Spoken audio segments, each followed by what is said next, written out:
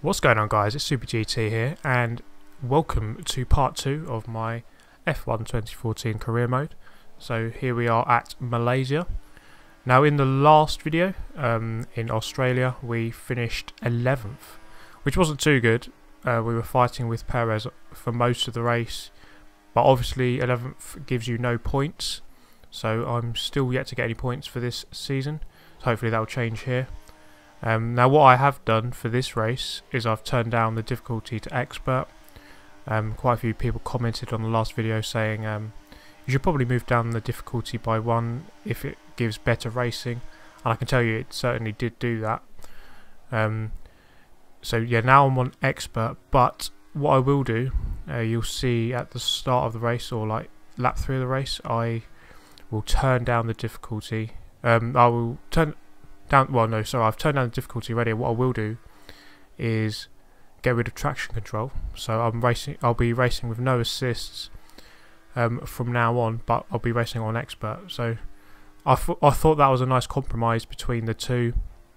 So either I could race on legend difficulty but with some assists on, or just do it on expert with no assists. It's just kind of the same thing.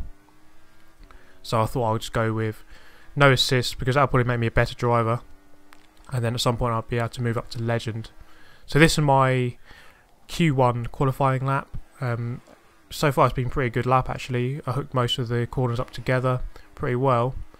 Getting on DRS here up to the final corner. Now yeah, so this is Q1 and this is my best lap. I'm only going to show the best lap of qualifying because I don't think it's worth showing the whole of qualifying. So again, DRS over the line. So that was my fastest lap, and incidentally it was also the pole lap, as you'll see here.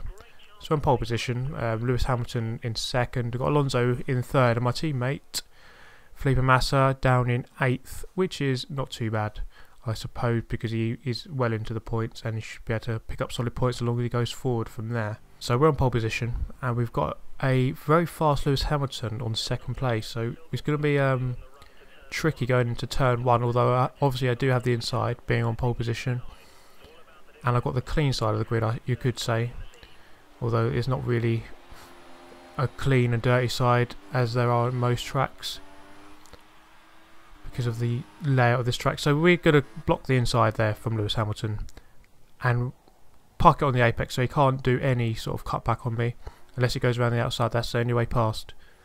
So we're going to go nice and tidy through turn 1 and 2, through turn 3 now, and we are, looks like we're streaking away with it a little bit.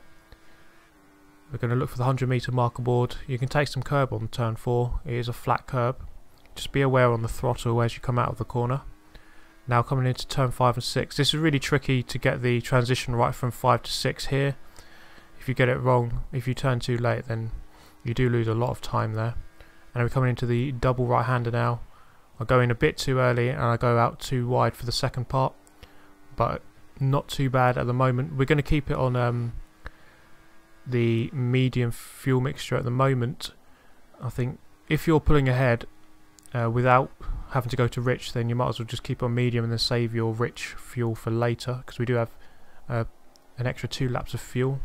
I suppose the only advantage of burning fuel early is that it gets rid of weight, so it does make you lighter, but for now we're not going to worry too much about that. So I'm going to get hooked up nicely with that apex. That's probably the hardest corner on the whole calendar to get right. I really do struggle with that corner quite a lot. Now as we're going to come up to the final turn now, Lewis Hamilton's still in second and Vettel has moved up to third, so that's a good start from Sebastian Vettel in the Red Bull. So we're going to come over the line now. We are a couple of seconds ahead. We're going to have a look at the gap marker there. Yeah, we're over a second ahead, which is good. You want to build over 1 second by the time you get to lap 3, which is the end of this lap. So they're not in the DRS range, because there's 2 big DRS zones in this circuit. The main straight and then the penultimate straight. Both very long, both very straight, and very good opportunities for overtaking into hairpins at either end. So we're going to flash forward to the start of lap 4, the end of lap 3, and Sebastian Vettel has gained on me quite considerably. I have changed traction control, so that is off now. So that has probably contributed to the fact that he has gained on me, because I've had to tone down my acceleration out of the corners just a little bit, so he can have the confidence to try and gain on me. So you can see there he set the fastest lap on the way to gaining on me. So we're going to go to the end of lap 4. So we're going into this tricky right-hander onto the main straight, and you can see there I've braked too late and Vettel is going to be on my back. You see the arrow markers there. So I'm going to cover the inside, and which forces him to the outside of the circuit, the long way round. So he's all the way past me, but then I'm very daring on the brakes and managed to get back past him with a bit of grass, but I've got the job done just about. But it's not over yet, because down the main straight again we've got another DRS zone.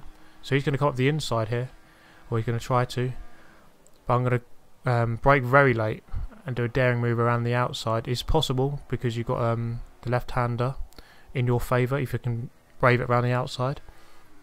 So we've just about defended Vettel on that lap, and then we've got a bit of deja vu here because we're coming into this tricky right-hander again at the end of lap 5, and Sebastian Vettel again is on my back, and you can see him right there.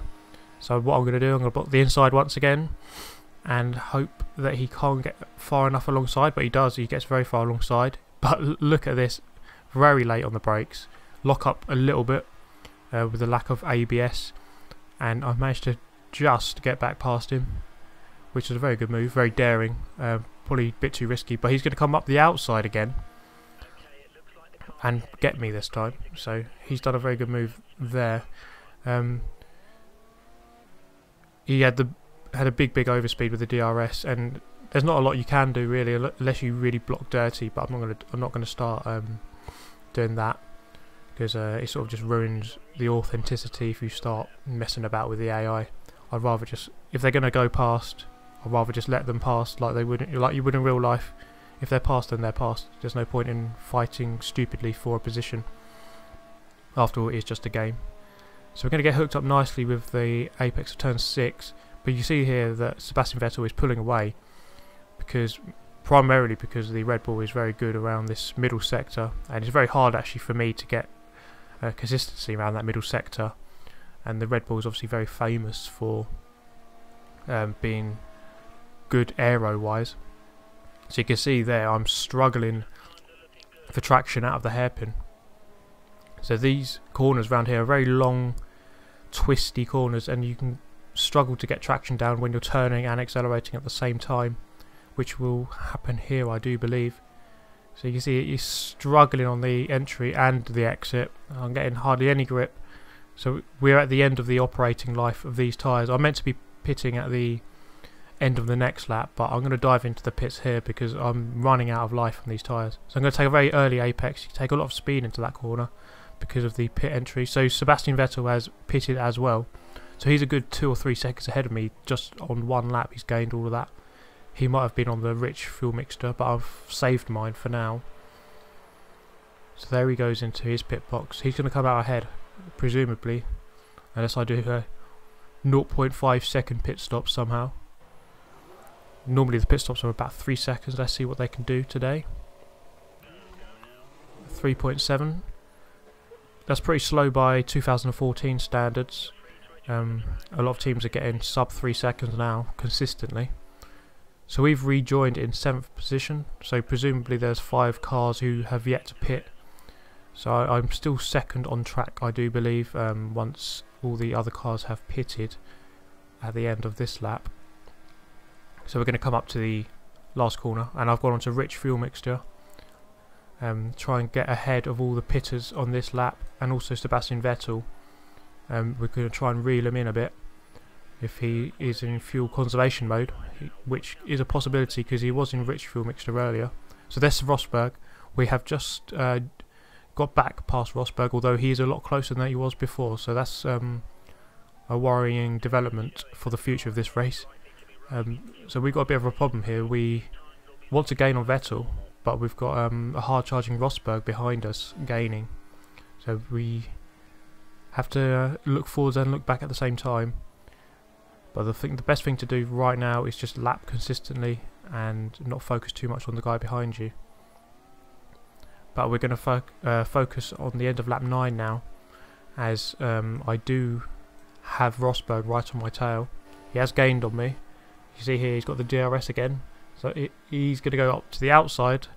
That's the best thing to do here, just force him up the outside. If you're on the inside and you're on the brakes, then there's nothing they can do really unless they go all the way around the outside, which is very hard to do. So Rosberg's going to go up the outside, very similar to what Vettel did, but he's not quite as far ahead as what Vettel was. So I managed to get back up the inside, and you see there that we have both gained on Vettel a considerable amount there. So Vettel seems to be struggling with his tyres, or he's conserving fuel, but ideally he should have stayed a bit more. He should have tried to keep a bit more ahead. It's not ideal to let your opponents get this close, especially within the 1 second window for DRS. It's typically not what F1 drivers do. They try and keep the other drivers at bay at least a second, or probably 2 or 3 seconds at least, is comfortable gap to keep.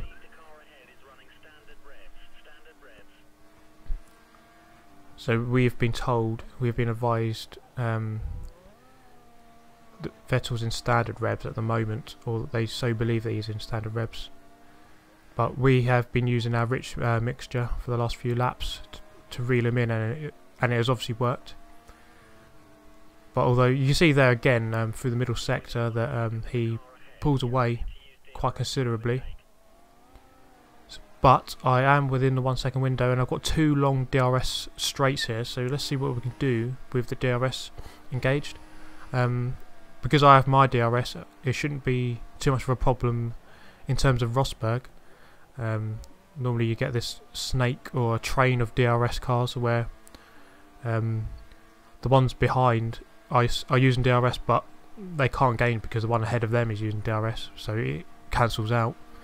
You can see here we've got a massive overspeed on Vettel, and we're going to dive up the inside and plant it on the apex, so nothing can... so he can't come back on me on the inside. He can't do a cutback. And Rosberg has managed to get through as well, which is probably very bad news, because Vettel seemed a lot slower, so I'd rather he was behind me, potentially blocking Rosberg. So we're going to skip to the end of lap 13, which is the start of the final lap now. So we are in first place. We've got Rosberg and Vettel behind us, and it's going to be nip and tuck into this first corner. He's on the outside once again. That's probably the best technique to use defending wise, just let them go to the outside. He could probably, if they jinked over to the right, he probably could have overtaken me there, but the AI don't typically like to do that. They set themselves to one side and they will stick to that side, so you can force them to the outside, and it's very easy to defend in that situation. So we've just got half a lap now to keep it together, just make sure we don't do anything silly, although it's very hard because the tyres are very worn out by now. So again, we're coming into this double right-hander in the centre of the circuit. On the right hand side there you can see the final straight, the very long stand along that final straight as we come into the hairpin for the last time. This is where this is the trickiest traction zone on the circuit, I would say. I struggled a lot around there. You really do have to be very patient on the throttle, where less is more, I think, in this game. If you can overdrive the car, you can try too hard to be perfect and it won't pay off. You have to hold back a little bit, be very smooth. As I wasn't there, because you see the car oversteered on the way out. I was too eager to get on the throttle because I've got this hard charging Vettel on my back now. Vettel has managed to get past Rosberg, but we look behind here and Rosberg has got back past Vettel. So Vettel went for a move there, but he somehow lost a position. I think he was out of position trying to get past me, and then Rosberg managed to get back past him on that final lap. So a lot going on there at the last lap, but we have won the race, which is very good, very positive. So we have got 25 points on the board, and there's confirmation of that. Rosberg and Vettel, the two Germans, completing the podium, which is I suppose good for me because Lewis Hamilton's down there in 4th. I'm not sure what happened to him at the start of the race. He just sort of went backwards very quickly. And my teammate Felipe Massa doesn't get any points today. He finished where I finished in the last race. He finished 11th. So I do hope you enjoyed the video, guys. I did enjoy making this one. It was a very good race. There's the Drivers' Championship, so I'm up into 3rd now, which is very good. So we can see what we can do in the next race. I hope you've enjoyed it. Give me a like if you did. Subscribe if you want to see more. Making plenty of racing game content. And I hope to see you next time, guys. Thank you very much for watching.